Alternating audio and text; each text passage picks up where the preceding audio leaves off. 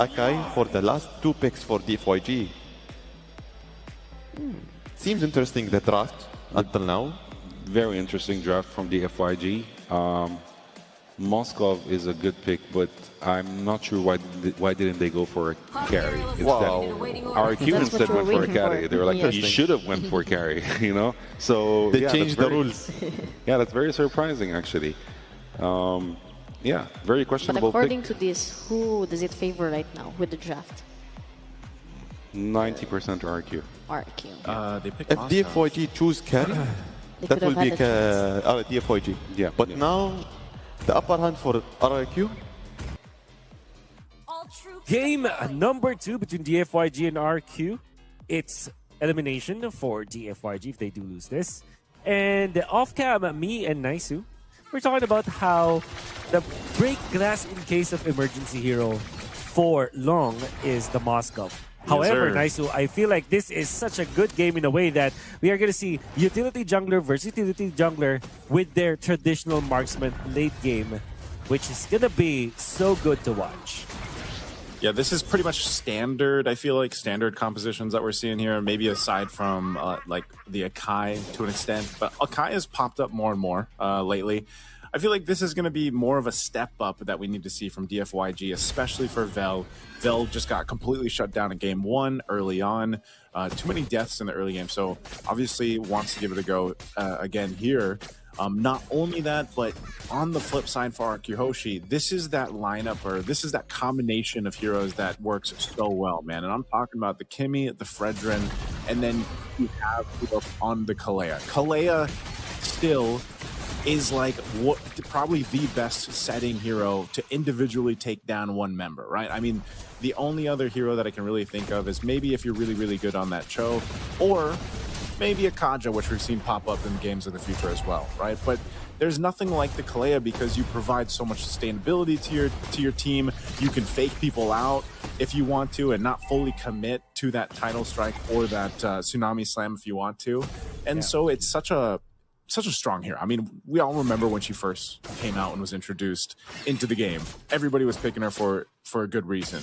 But even with the changes that she's faced, she's still so strong at level 4 and helps the team with that sustainability. Look at this, the double jump for that title strike. They're going to be able to whittle them down a little bit. And now that they fight for this turtle, they should have control of it. Super Ken, the advantage is he is an Akai.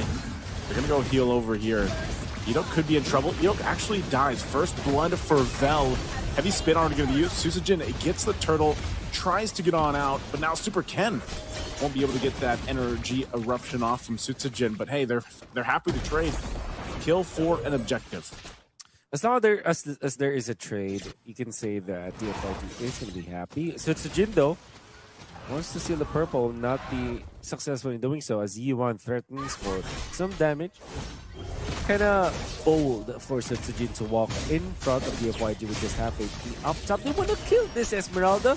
Not sure if this is even possible with the Lapu-Lapu supplying a lot of shields. Whereas in the mid lane, they will not be able to get a kill. Fortunately for Zed, he didn't have to pop the ultimate, the AOG, to get out there. An early rotation from Toy, the gold lane from RQ Hoshi.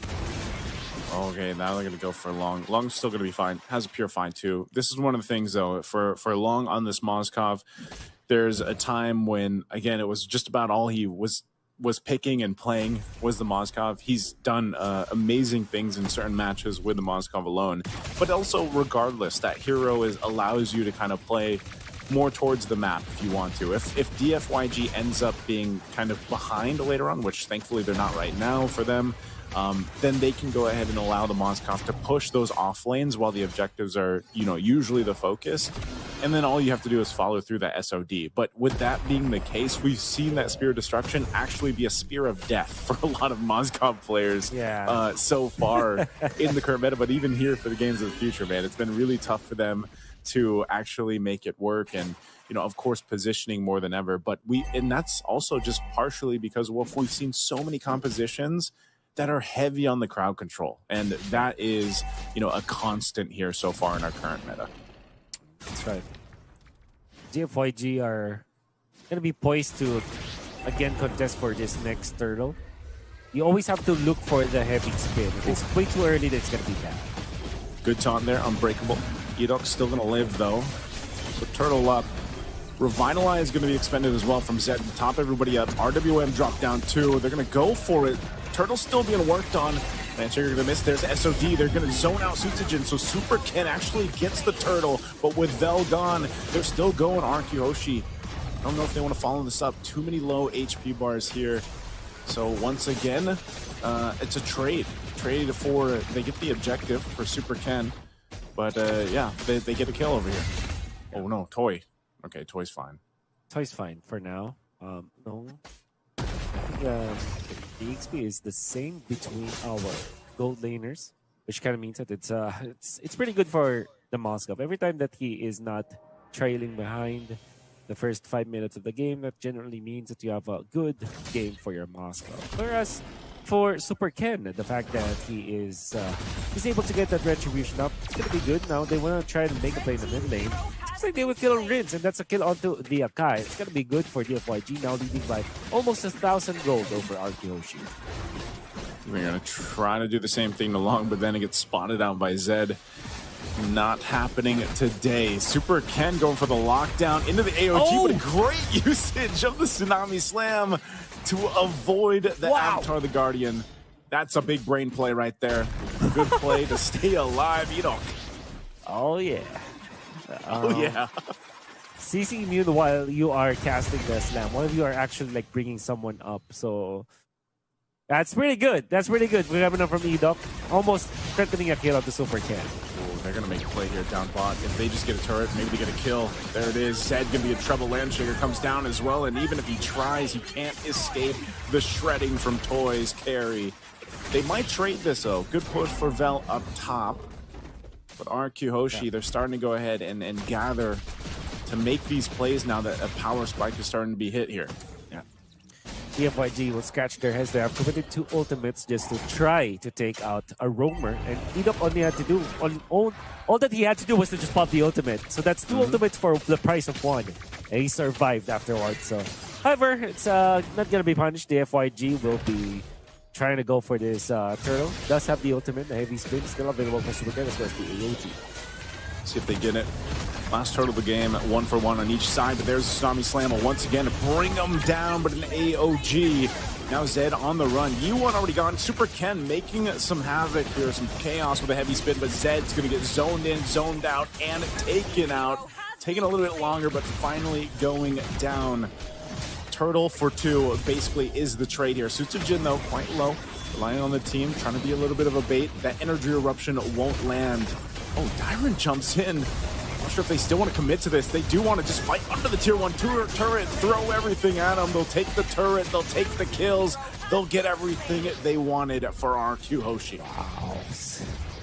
Wow. What a great takedown from RQ Hoshi. Not only did they take down 2 of the important members of the FYG, that's Akai as well as the Esmeralda down for the count. They also have taken out the mid lane turret, which will then give them so much of an advantage when it comes to real estate. Control of the jungle is pretty great. You can see through the replay how they did it. Dyron was sort of a bait in here, and Super Ken can't do anything because he doesn't have the heavy spin in that scenario. You think about it, in hindsight, the FYG should have just given up the mid lane turret after that, but they didn't. So not only did they lose their turret, but they also gave 2 free kills for RQ Hoshi. And you know what that translates to? That's 1,700 gold in favor of RQ Hoshi at this point. Good gold, but this play up here, Toy's gonna be in trouble. Great play from Long. This is what we've seen so many times. Okay. Long gets a double kill again. Break the glass in case of emergency, and that's the Moskov there sitting in that case. Long getting a double is great for DFYG here. Now they're going to put the pressure on this side of the jungle of RQ Hoshi. They might go for more. Sutsujin pushed off his orange buff. He will go ahead and secure it with the Appraiser's Wrath here. And so it's good. DFYG doesn't want to go down swinging, doesn't want to go out to a sweep. They show some fight here. Yeah, just one double kill. One good play coming from Long. The 1.7k gold is now down to just 500, which generally means that it's almost equalized. Long is level 11 right now, which also tells us that he has got a lot of farm in his hands. Oh, He's got to be careful here. He already uses it. He still has the Purify. He's trying to get away. He has space to work with in this RWM. Wow. RQ Hoshi getting caught into the real-world manipulation will make them disengaged. They're just going to go ahead and start up this Lord here. They should be able to tank this up and basically revitalize themselves through the Surge of Life here with Edo.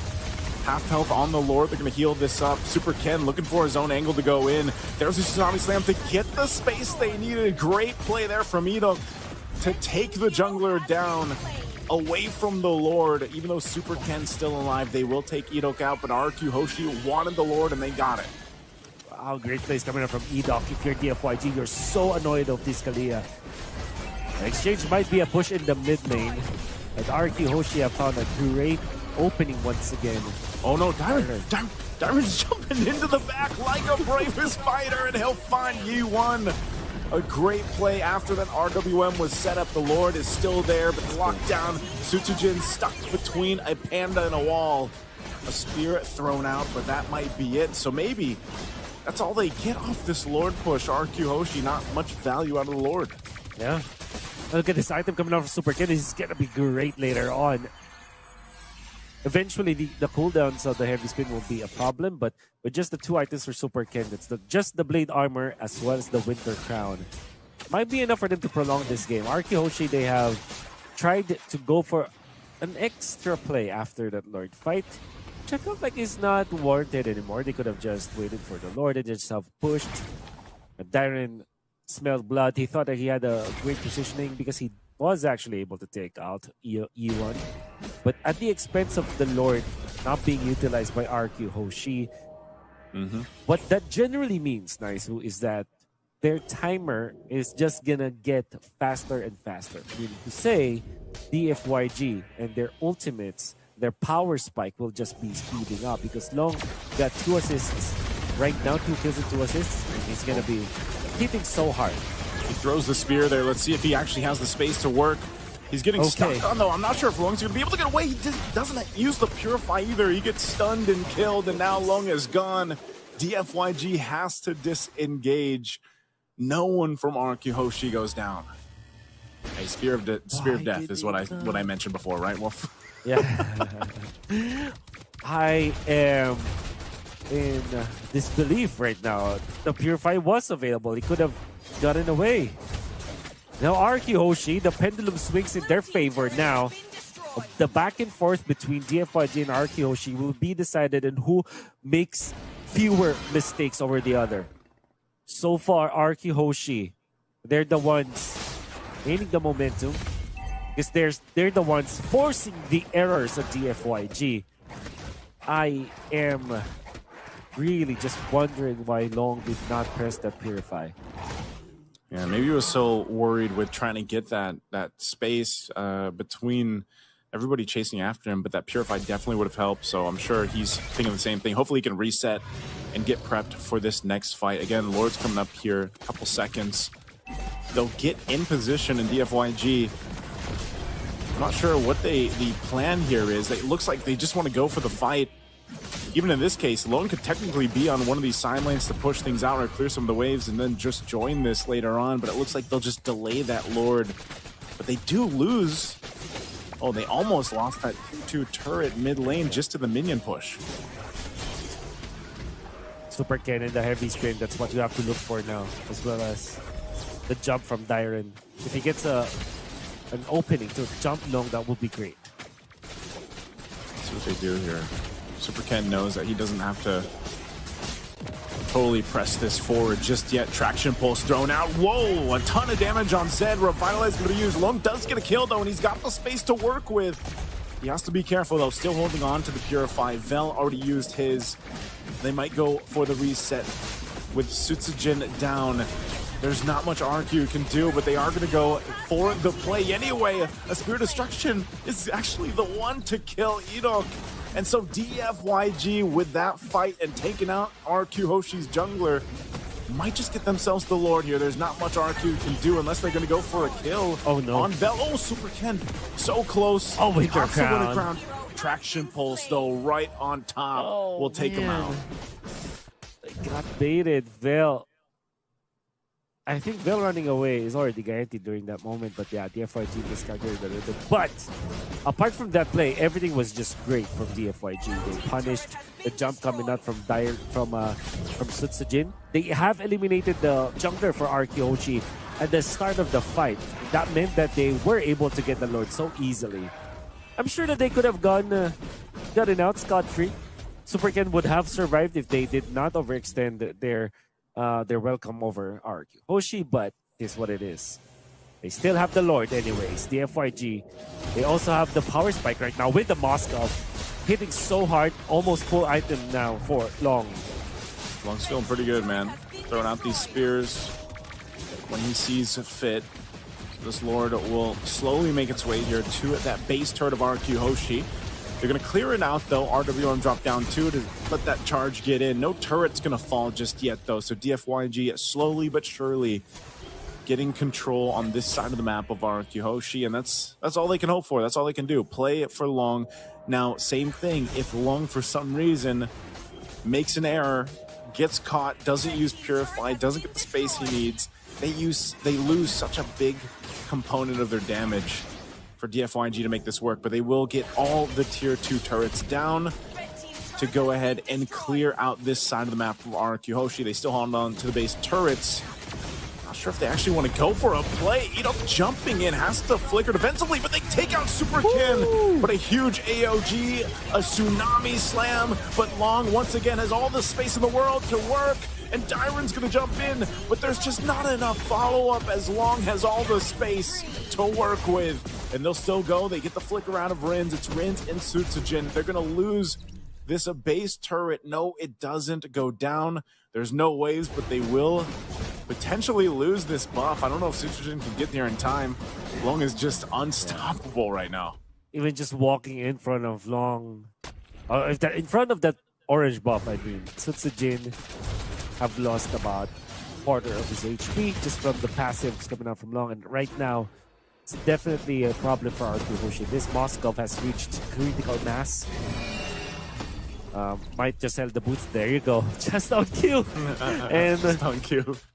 We'll actually get the halberd now, and at this point it's gonna be hitting like a truck. And if you compare that to this carry, of course the carry can still take down the members of the FYG. If he's able to lock down one member of the FYG, maybe Kai, maybe this Esmeralda, it's gonna be good. I think the most ideal kill here for Toy is this Akai because of the Chastise Pauldron available for Vel.